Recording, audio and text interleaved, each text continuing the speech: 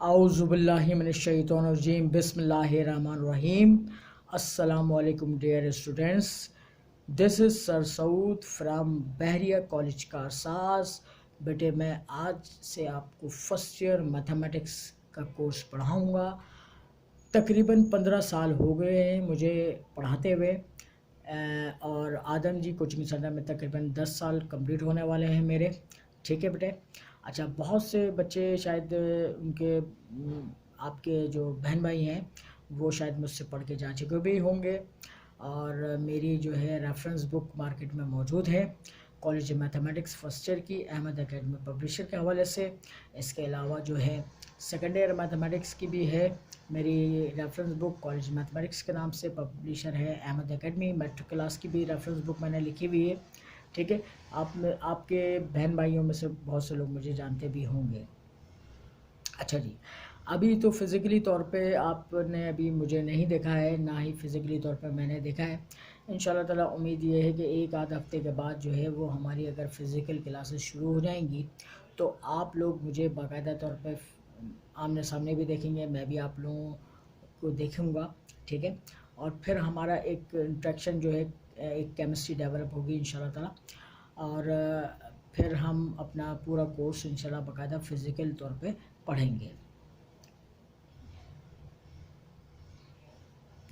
अच्छा जी, ये तो हो गया थोड़ा सा इंट्रोडक्शन मेरे हवाले से।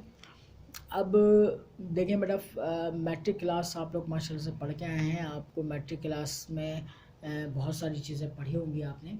अब थोड़ा सा एडवांस कोर्स होगा आपके पास फर्स्ट ईयर मैथमेटिक्स का, मगर इतना ज़्यादा भी मुश्किल नहीं है, बस आपने कॉन्सेप्चुअली पढ़ना है थोड़ा। मैट्रिक क्लास में तो ये होता था जनाब कि हम सिर्फ़ और सिर्फ जस्ट बस टू दी पॉइंट फार्मूला पढ़ते थे, टू दी पॉइंट इम्पॉर्टेंट सवालात करते थे, 10 ईयर्स और 15 ईयर्स कर लेते थे और हमारा काम निकल जाता था और 100 में से 100 नंबर आ जाते थे। मगर अब फर्स्ट ईयर का जो सिनेरियो है वो बहुत ही डिफरेंट है। इसमें थोड़े से किताब से हटके चेंज करके भी सवालात आते हैं, बिल्कुल डिटो किताब के नहीं होते हैं। इसलिए आपको बहुत ही एहतियात से कोर्स पढ़ना पड़ेगा, बहुत ही कॉन्सेप्चुअली कोर्स पढ़ना पड़ेगा। अच्छा, अहम बात क्या है कि आप लोग अब तक मैथमेटिक्स में जो है थ्योरी नहीं पढ़ते थे, आप सिर्फ न्यूमेरिकल सॉल्व करना के आदी हैं, क्योंकि put the values and get the answer वाली बात है, यानी कि सवाल आपने सॉल्व करना सीखना था। मगर अब यहाँ पे ऐसा नहीं चलेगा, क्योंकि आपको 2 साल के बाद बेटे आपने एप्टीट्यूड टेस्ट प्रिपरेशन की तैयारी करनी होगी। किसी भी यूनिवर्सिटी के लिए NAD हो, सर सैयद हो, दाऊद हो या UIT वगैरह हो, PF किट हो, जितनी भी यूनिवर्सिटी जो इंजीनियरिंग कराती हैं उनके लिए आपको एप्टीट्यूड टेस्ट पास करना पड़ेगा। एप्टीट्यूड टेस्ट पास शॉर्टकट तरीक़ों से होता है as well as theoretical concept से होता है। जिसकी मैथमेटिक्स की थ्योरी अच्छी होगी वो अच्छी तरह से समझ भी पाएगा और वो टेस्ट क्लियर कर सकता है। तो आपसे गुजारिश होगी कि आप लोग आज से फर्स्ट ईयर मैथमेटिक्स में कोशिश करें, सिर्फ मैथ्स की बात नहीं कर रहा, फिज़िक्स की क्लासेस भी शुरू होंगी या केमिस्ट्री की भी होंगी, आपने हर चीज़ को कॉन्सेप्चुअली थ्योरेटिकली पढ़ना है। अगर वो आपको अच्छी तरह क्लियर हो जाएगी तो आपको न्यूमेरिकली करना बहुत आसान हो जाएगा। वो न्यूमेरिकली करना तो कोई मसला ही नहीं है। ठीक है ना बेटा। अच्छा, अब हम बाकायदा अपने कोर्स का जो है आगाज़ करते हैं। देखें बेटा, आज देखें आपको स्क्रीन पर नज़र आ रहा है फर्स्ट ईयर मैथमेटिक्स की हेडिंग डली हुई, लेक्चर नंबर 1 की हेडिंग डली हुई। 7 सितंबर है, मंडे का दिन है और मैं आज आपको चैप्टर नंबर 2 का इंट्रोडक्शन पढ़ाऊँगा।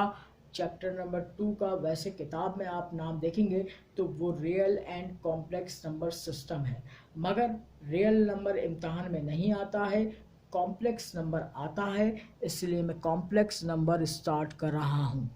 कॉम्प्लेक्स नंबर का नाम आपने अभी तक नहीं सुना था मैट्रिक लेवल तक, मगर फर्स्ट ईयर लेवल में फ़र्स्ट टाइम आप ये नाम सुनने जा रहे हैं। अच्छा जी, कॉम्प्लेक्स नंबर को पढ़ने से पहले आपको एक चीज़ इंतहाई इम्पॉर्टेंट पढ़ाऊँगा, वो आपको समझनी पड़ेगी। अगर वो समझ में आ गई तो कॉम्प्लेक्स नंबर बआसानी आपको समझ में आ जाएगा।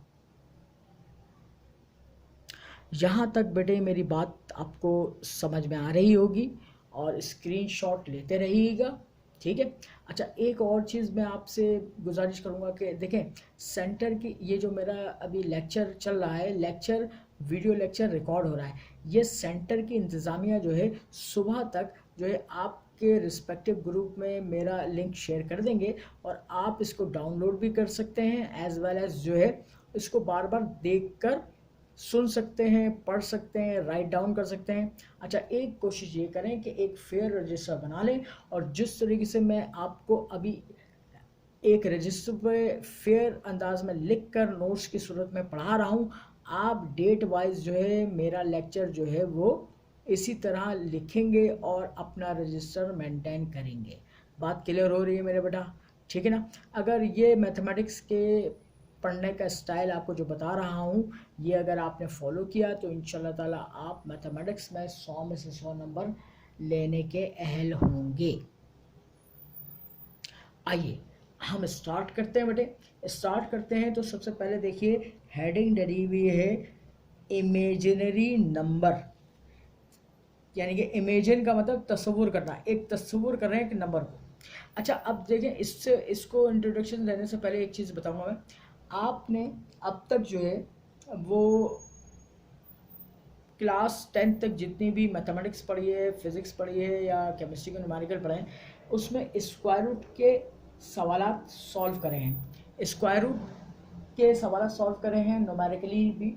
तो उसके अंदर स्क्वायर रूट के अंदर हमेशा पॉजिटिव नंबर आता था, और पॉजिटिव नंबर को आप आसानी से सॉल्व कर सकते थे और करते थे। मगर अब यहाँ पे एक नया कॉन्सेप्ट दिया जा रहा है, वो क्या है वो सुनेगा। एक मैथमेटिशियन था जिसका नाम था लियोनार्ड यूलर।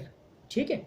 अब लियोनार्ड यूलर ने क्या किया कि एक दिन वो एक जो है बड़ा इंटरेस्टिंग वाकया बता रहा हूँ आपको, कि वो एक क्वाड्रेटिक इक्वेशन को सॉल्व कर रहा था और क्वाड्रेटिक फार्मूले की मदद से सॉल्व कर रहा था। अच्छा, क्वाड्रेटिक फार्मूले की मदद से सॉल्व किया तो क्वाड्रेटिक फार्मूले के अंदर स्क्वायर रूट का हिस्सा भी आता है। स्क्वायर रूट वाले हिस्से को जब उसने सॉल्व किया तो अंदर आ गया नेगेटिव साइन। अब वो बड़ा परेशान हुआ जनाब कि भाई अभी तक तो मैंने जितने भी सवाल सॉल्व किए हैं उसमें पॉजिटिव स्क्वायर रूट वाले सवाल आते थे, अब ये आ गया नेगेटिव नंबर आ गया, नेगेटिव नंबर को कैसे हम सॉल्व करेंगे? तो उसने फिर एक तरीका ईजाद किया और वो हमें बताया। उसने कहा अंडर रूट के अंदर माइनस साइन आ जाएगा, तो माइनस हटा के आयोटा लगा देना। इसको पढ़ते हैं आयोटा, और ये लैटिन वर्ड होता है, लातीनी ज़बान का वर्ड होता है, और इसको थोड़ा स्टाइलिश में इटालिक में लिखते हैं आयोटा। सिंपल आई नहीं बनाइएगा, थोड़ा इटालिक बनाइएगा, ये आयोटा का लफ्ज़ है। ठीक है। अब इसको न्यूमेरिकली सॉल्व करना सीखते हैं, सिंप्लीफाई करना सीखते हैं बेटा। बेटे आपके सामने मैंने कुछ एग्जांपल्स रखी हुई नज़र आ रही हैं आपको। अंडर रूट -2, 2 का स्क्वायर रूट नहीं निकलता, अंडर रूट 2 ऐसे लिख देंगे और माइनस को बाहर निकाल के आयोटा लिख देंगे। ठीक है। आगे बढ़िए भाई, अंडर रूट -3, 3 का स्क्वायर रूट भी नहीं निकलता, इसको अंडर रूट 3 में लिख देंगे, माइनस को बाहर निकालेंगे, आयोटा लिख देंगे सिंपली। अच्छा, अंडर रूट -4, अब आप देखिए 4 का पूरा पूरा स्क्वायर रूट निकलता है तो 4 का रूट बाहर आ गया 2, और माइनस बाहर आएगा तो क्या आ जाएगा? आयोटा आ जाएगा। अच्छा, अंडर रूट -5 देखिएगा, 5 का स्क्वायर रूट तो नहीं निकलता ना, अंडर रूट 5 ऐसे लिखोगे और माइनस को बाहर निकालोगे तो क्या बनेगा? आयोटा बन जाएगा। तो ये जब ये आपको मैंने वो बातें बताई हैं कि अगर स्क्वायर रूट के अंदर माइनस साइन आ जाएगा तो माइनस साइन को आप किस तरह से सिंप्लीफाई करोगे, माइनस हटाओगे और बाहर आयोटा लगा दोगे, और जिस नंबर का परफेक्ट स्क्वायर रूट निकलता होगा उसका बाहर निकाल के लिख दोगे। जैसे 4 का 2 निकलता है, 16 का 4 निकलता है, 9 का 3 निकलता है, 25 का 5 निकलता है, और जिस नंबर का स्क्वायर रूट नहीं निकलता होगा आपने उसको स्क्वायर रूट के अंदर ही लिखे रहना है। बात क्लियर हो रही है मेरे बेटे?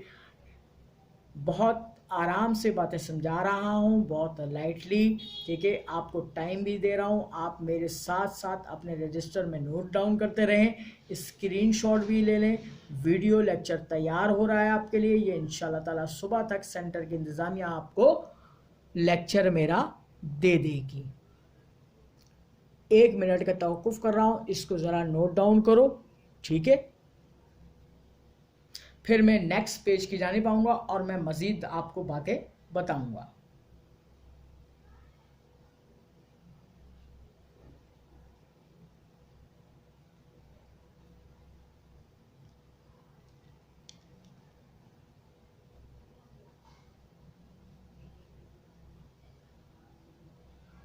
चलेंगे नेक्स्ट पेज की जाने मूव करें भाई।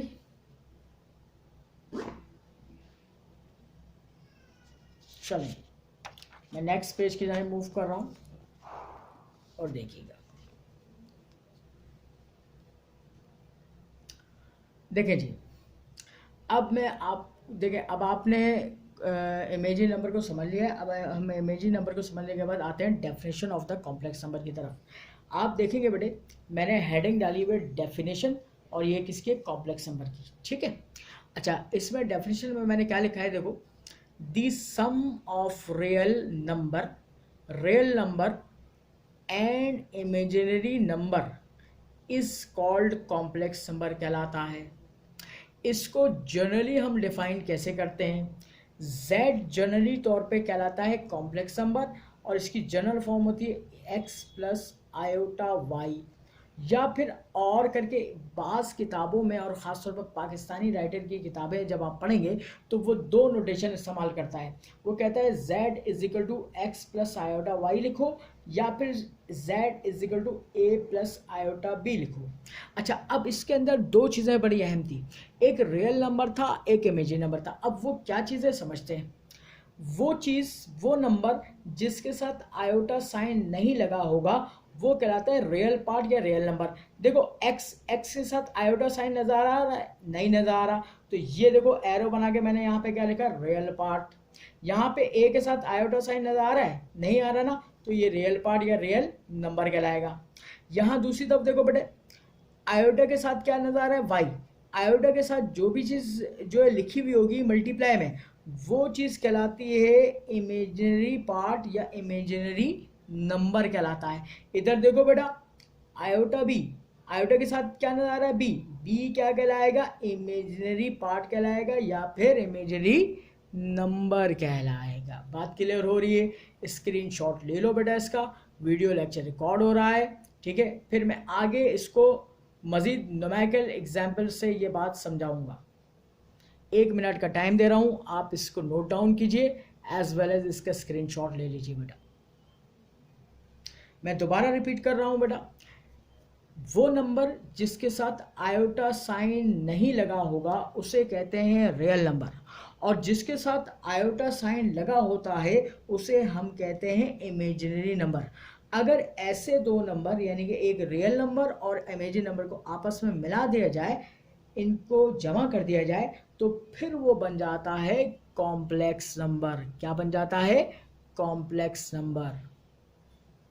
अब आइए बेटे, मैं आपको मज़ीद एग्जाम्पल से बात समझाता हूँ।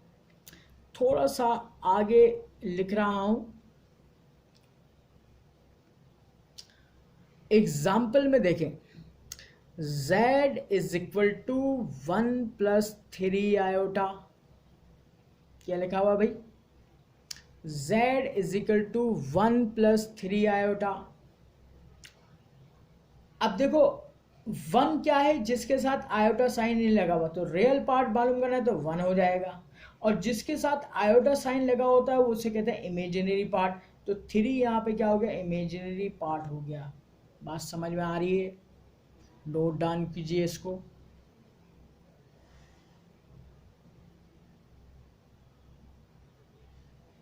एक मिनट का तवक़ुफ़ दे रहा हूँ और पूरा आप इस लेक्चर को नोट फरमा सकते हैं।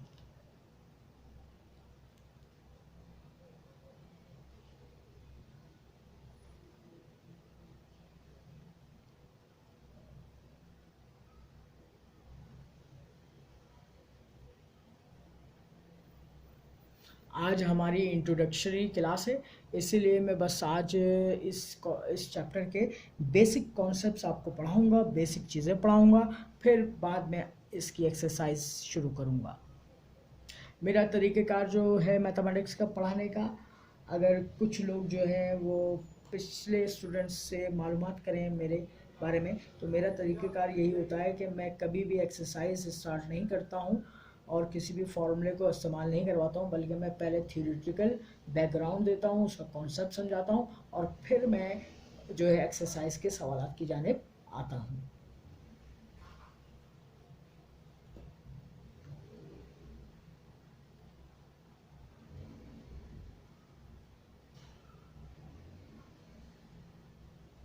चलिए अब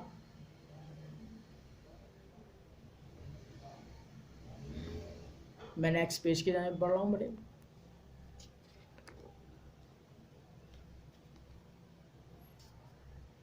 अच्छा जी, अब ज़रा मेरी बातों को और ध्यान से समझिएगा। मैंने एग्जाम्पल नंबर 2 ली, z is equal to -1 minus root 3 iota. अब आपको इसमें से बताना है कि रियल पार्ट क्या है और इमेजी पार्ट क्या है। रियल पार्ट बताओ बेटा। देखो -1 के साथ आयोटा साइन नहीं है, तो इसका मतलब है रियल पार्ट -1 हो गया। अच्छा, इमेजी पार्ट क्या है? आयोटा के साथ क्या लगा हुआ है? -√3। हमें अगर माइनस साइन है, प्लस साइन होगा तो प्लस नहीं लेंगे, मगर माइनस साइन होगा तो माइनस साइन लिख के बताना है। तो -√3 क्या बनेगा? इमेजिनरी पार्ट बनेगा। बात क्लियर हो रही है? नेक्स्ट एग्जाम्पल पे आओ भाई। एग्जाम्पल ये है z is equal to 3 - 6 iota. अब मुझे ये बताना है कि रियल पार्ट क्या होगा। तो रियल पार्ट जो है यहाँ पे 3 होगा, क्योंकि 3 के साथ आयोटा साइन नहीं लिखा हुआ। और इमेजी पार्ट बताना है, तो इमेजी पार्ट के साथ आयोटा साइन लगा हुआ है। आयोटा के साथ क्या है? -6 है, तो मैं यहाँ लिखूंगा -6। Imaginary part is equal to -6 के बराबर होगा। नोट डाउन कीजिए, इसे स्क्रीनशॉट ले लीजिए।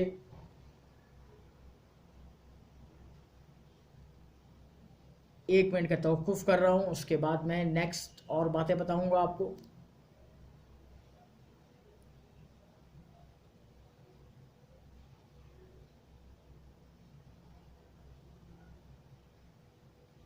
अच्छा, मेरा कहने का पढ़ाने का मकसद ये भी होता है कि आप 45 मिनट की क्लास में, 40 मिनट की क्लास में ज़्यादा भर भर के ना पढ़ें, ज़्यादा सवाल आप सॉल्व ना करें, बल्कि आप उतना पढ़ें जितना आप हजम कर सकें। सीधी सी बात है। आपको थोड़ा थोड़ा पढ़ें, मगर वो थोड़ा बहुत अच्छी तरह आपको समझ में आ जाए, सबसे अहम बात ये।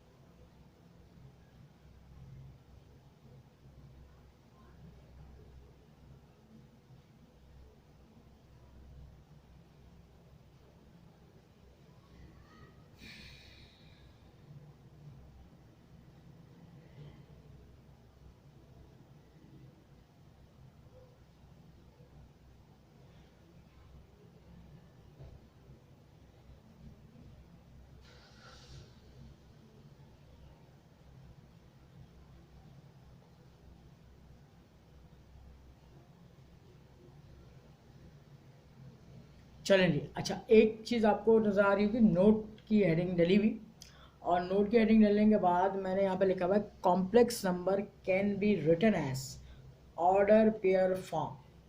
कॉम्प्लेक्स नंबर को हम ऑर्डर पेयर की शक्ल में भी जाहिर कर सकते हैं। अब वो कैसे कर सकते हैं ज़रा देखिएगा। For example z is equal to x plus iota y लिखा हुआ नजर आ रहा है।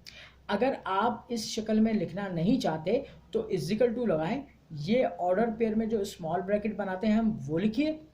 यहाँ से रियल पार्ट लीजिए x, फिर कॉमा लगाइए।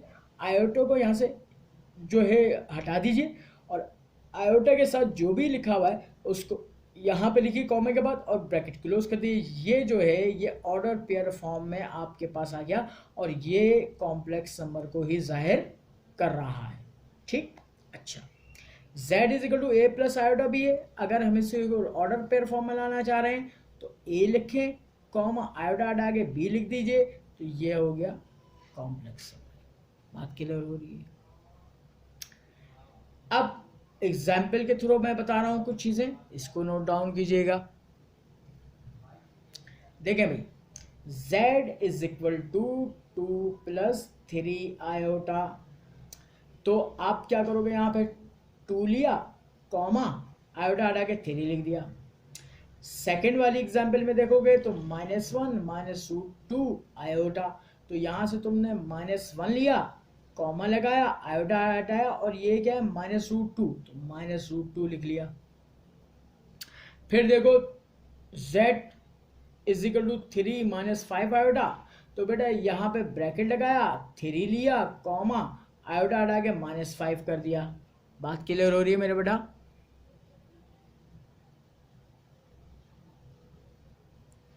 बहुत ही आसान है।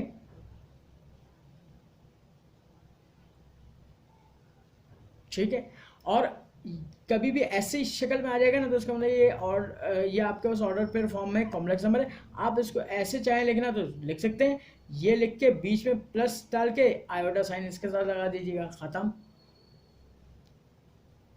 तो आपको दोनों चीज़ें पता होनी चाहिए कि हम कॉम्प्लेक्स नंबर को किस किस तरीके से रिप्रेजेंट कर सकते हैं। ऑर्डर पेयर फॉर्म में भी लिख के दिखा सकते हैं और उसको आयोटा की शक्ल में भी लिख के दिखा सकते हैं। बात क्लियर हो रही है? नोट डाउन कीजिए, स्क्रीनशॉट ले लीजिए, वीडियो लेक्चर रिकॉर्ड हो रहा है।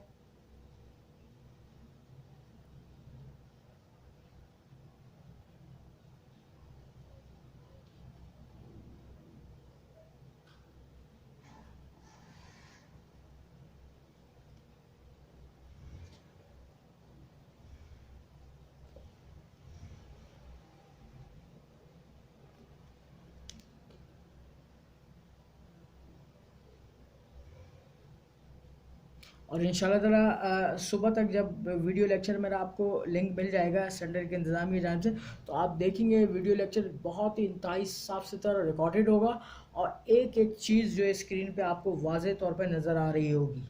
ठीक है बेटे?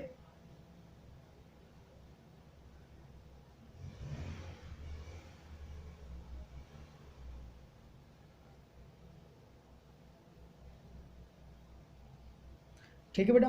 अच्छा बेटा, अब ये है कि आज मैं चाह रहा था कि बस मैं इंट्रोडक्शनरी क्लास लूँ आपकी। ठीक है, तो आज थोड़ा सा हमारा और आपका इंट्रोडक्शन हो गया है, मैंने अपने बारे में बता दिया आप लोगों को, और इंशाल्लाह ताला जब मैं आपकी फ़िज़िकल क्लास लूँगा तो आप लोग से बराह रास्त और इंट्रोडक्शन हो जाएगा मेरा। और ये है कि इंशाल्लाह ताला फिर हम तेज़ी के साथ जो है फ़िज़िकल क्लास में अपना कोर्स को आगे बढ़ाएंगे। ठीक है, तो मेरे लिहाज से बेटा कि आज की इंट्रोडक्शन क्लास बहुत है। ठीक है, बस आप लोग इन पॉइंट्स को याद रखिएगा, फिर मैं मज़ीद नई चीज़ें आपको और बताऊंगा, और फिर आहिस्ता आहिस्ता करके एक्सरसाइज, देखिए एक्सरसाइज की टेंशन मत लीजिएगा, क्योंकि एक्सरसाइज जो है वो सॉल्व हो जाएगी। अगर आपको थ्योरेटिकल कॉन्सेप्ट अच्छी तरह समझ में आ गया, फार्मूला समझ में आ गया, वर्किंग समझ में आ गई, तो आप एक्सरसाइज तो खुद ब खुद भी कर लोगे। ठीक है ना, मगर अहम चीज़ क्या है उसके बारे में कॉन्सेप्चुअली पढ़ना। आज मैंने आपको एक नया रुख दिखाया है कि आप किस तरीके से आप मैथमेटिक्स को इंटर लेवल में पढ़ेंगे और फिर इंशाल्लाह ताला आगे जाके यूनिवर्सिटी लेवल में किस अंदाज में पढ़ेंगे। बात क्लियर हो रही है बेटा?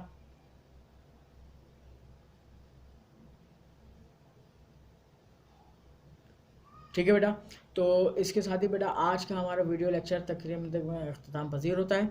इंशाल्लाह ताला मैं इससे आगे की चीज़ें मज़ीद आपको दूंगा और आप ऑन टाइम क्लास पे आ जाया करें। ठीक है, ताकि मैं एडमिट कर लूँ आपको और फिर हम अपना लेक्चर जो है वो स्टार्ट कर लें। ठीक है बेटा, अपना अपना बहुत ख्याल रखिएगा। फ़ी अमान अल्लाह, अल्लाह हाफ़िज़।